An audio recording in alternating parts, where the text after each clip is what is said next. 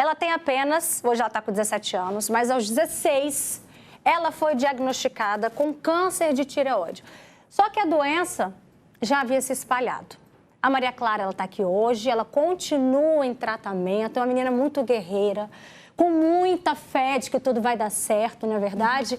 É um exemplo, o melhor que poderia trazer para você hoje essa esperança. Ela está aqui junto com a mamãe, a Aline, obrigada pela presença de vocês. E também na presença da psicóloga, a Monique Nogueira, que vai auxiliar a gente nesse bate-papo. Sejam todas bem-vindas, viu? Muito obrigada. Em especial você, Maria Clara. Ai, muito obrigada. Vamos lá, resume para o pessoal de casa a sua história. Bom, vamos lá. Tudo começou em janeiro do ano passado, né? Quando eu senti em casa mesmo, eu palpei minha mama e senti que tinha um nódulozinho na minha mama esquerda. E assim, e nisso eu contei pra minha mãe, já fui logo avisar minha mãe já começou a marcar alguns exames, né? E nisso a gente foi para o mastologista. E no mastologista, né, tudo certo com a mama, assim, a gente fez alguns outros exames na mama, mas ele notou em uma consulta que o meu pescoço estava muito desproporcional ao meu corpo. Ele estava muito maior do que era para ser. E nisso, ele direcionou a gente para, né, fazer alguns exames de ultrassonografia na tireoide, no pescoço.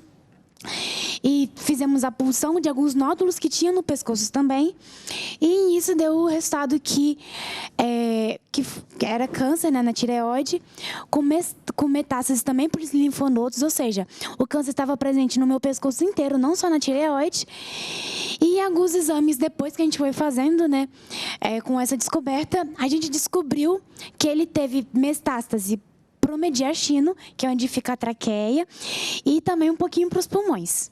Mãe, como é que foi para você lidar com essa informação e assim, tudo em um curto espaço, né? Um período curto de tempo? Roberta, não foi fácil. Na verdade, quando a gente foi fazer a ultrassonografia do pescoço, a gente jamais imaginava que teria algo lá. A gente foi fazer como um exame de rotina. Quando o médico que fez a ultrassonografia me chamou numa sala em particular, porque não quis falar na frente da Maria Clara, até porque teria que passar por uma biópsia ainda, mas ele já tinha me falado, olha, mãe, a Maria Clara está com o pescoço todo tomado pelo câncer. E eu lembro que ele falou assim, não tem mais aonde colocar câncer no pescoço dela. Quando ele falou isso, é engraçado que a gente estava ouvindo as histórias aqui na reportagem anterior.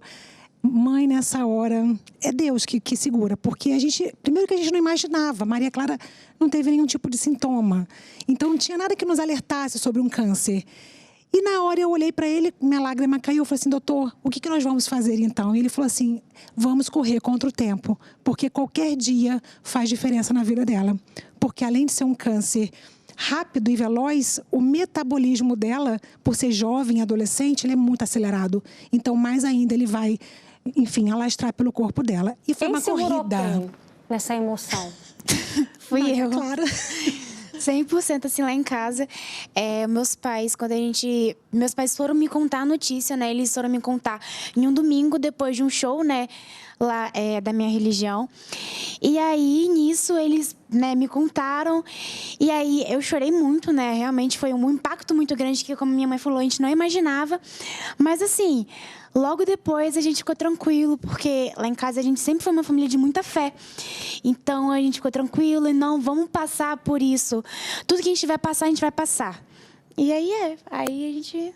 Monique, isso mostra que a força vem da onde a gente menos imagina diante de um diagnóstico desse, né? A gente está falando de câncer. E parar para imaginar que daqui a pouco, inclusive, a gente vai ter a participação de uma oncologista, ela já está aqui com a gente, tá? Por ligação de vídeo, para falar desses casos cada vez mais precoces, né? Em jovens. Mas olha de onde veio a força. E é lindo de ver uma família, né, que dá essa rede de apoio para ela. Como é importante ter esse acolhimento, ter essa rede de apoio, ter a espiritualidade, onde pautou a fé de vocês, que vocês se alicerçaram, se ancoraram para poder seguir. Isso é importante, buscar uma âncora, que seja na fé, que seja onde a pessoa acreditar, mas buscar uma âncora para que ela possa ter esperança, ter força e ter coragem para seguir o que tem que ser feito, da forma que tem que ser feito, tomar as decisões com muita certeza. A gente vai, então, conforme eu prometi para vocês, conversar agora com a doutora Virgínia Altoé. Ela é oncologista e ela vai explicar melhor para a gente por que está crescente, né, o número de pessoas jovens, doutora, com câncer. Boa tarde, seja bem-vinda, viu? Boa tarde, Roberta. Muito obrigada pelo convite. Bom, eu ouvi a história da Clara, né? Fiquei muito sensibilizada. Eu também sou mãe e, inclusive, hoje é o aniversário da minha filha e, não por acaso, é o Dia Mundial de Combate ao Câncer. E ela que escolheu nascer nessa data, eu não tenho nada a ver com isso. Mas, de qualquer forma, é um caso que choca e angustia a gente, né? Pessoas tão jovens estão tendo mais diagnósticos de câncer, diferente do passado. E isso é estatístico, né? Nos últimos anos, nos últimos 10 anos, a incidência de câncer de mama, por exemplo, que é um tumor muito frequente em pacientes jovens, mais do que dobrou. Então, a gente realmente precisa se preparar para cuidar melhor dessa população mais jovem. E uma das razões que a gente associa isso é a mudança de estilo de vida, né? Os tempos mudaram, as pessoas trabalham mais, às vezes têm uma vida mais corrida, uma alimentação mais de alimentos prontos, a gente acaba desembalando mais e descascando menos, então tem muita coisa acontecendo que tem feito o estilo de vida ser um estilo menos saudável. E o que explica, doutora, quando a gente escuta assim, nossa, mas fulano tinha um estilo de vida super saudável, era atleta, nossa, mas ela era toda regradinha na alimentação, o que explica ainda assim? Esse paciente, ele não é a regra, esse paciente com certeza é a exceção. Se você pegar um grupo de pacientes doentes com câncer, a maior parte deles não vai ser o saudável e atleta.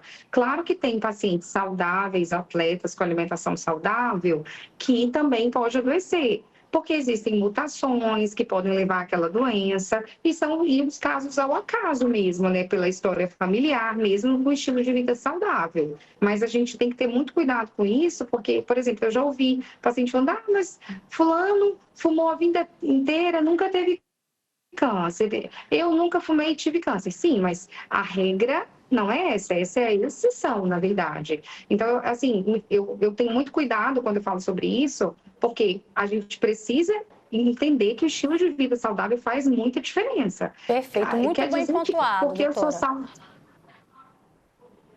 Muito bem pontuado. Oi? Muito bem pontuado, né? Para alertar realmente a população.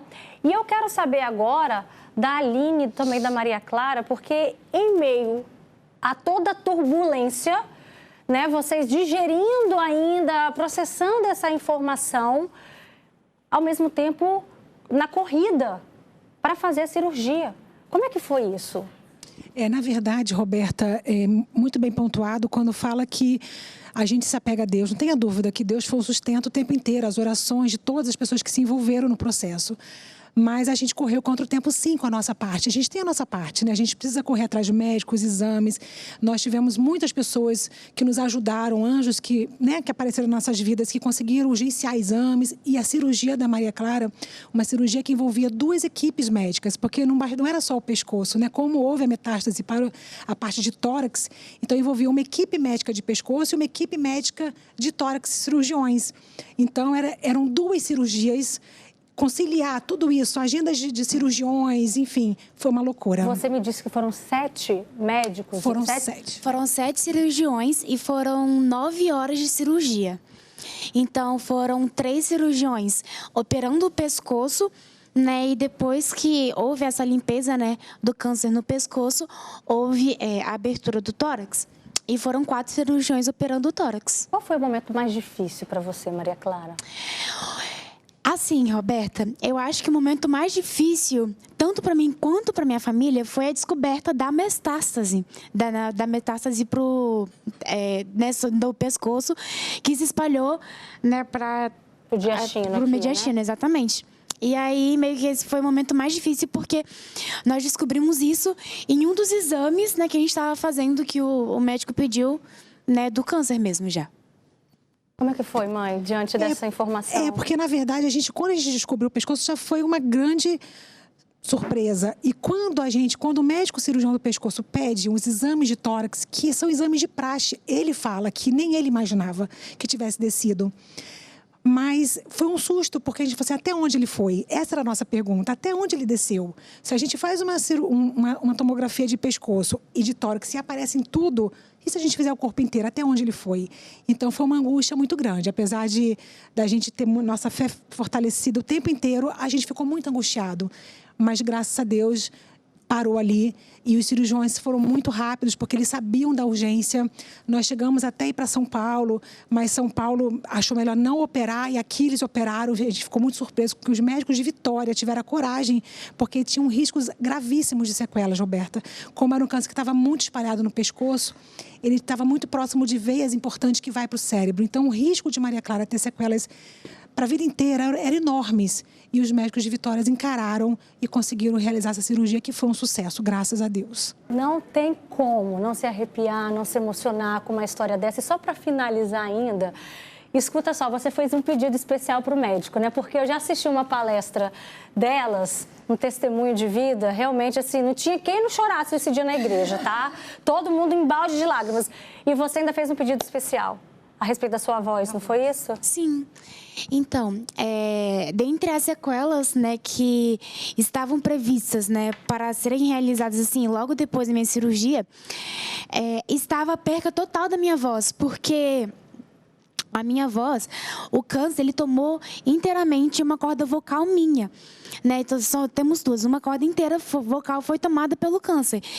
E assim, eu sempre fui uma menina que desde pequenininha, desde 7 anos de idade, eu cantava na igreja, servia em um monte de lugar e tal. Então, assim, eu realmente pedi pro padre lá da minha igreja para que ele preservasse, já que ele tinha mais intimidade com Jesus do que eu, para ele preservasse minha voz, né, para poder continuar cantando, porque um dos meus maiores prazeres é cantar na igreja.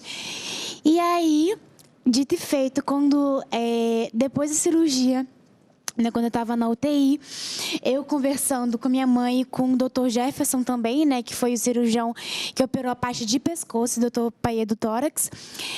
O Dr. Jefferson estava visitando a gente, ele ficou surpreso. Nossa, a voz de Maria Clara não mudou nada. Porque, mesmo com uma corda vocal só, não mudou nada, tá inteira, continuo cantando, continuo fazendo tudo. Graças a Deus, foi um milagre que Deus me concedeu. Obrigada, Maria Clara, por você estar aqui hoje, levando esperança para quem está enfrentando o câncer, para quem tem algum familiar que também esteja passando por esse desafio. A sua história é uma história de inspiração, tá? Obrigada. Muito obrigada, viu, Roberta? Aline, mãe maravilhosa, parabéns por todo esse apoio, essa mãe incrível. E Monique também, volte. A Monique já faz parte da nossa família. Doutora Virgínia também participou com a gente por ligação de vídeo, viu?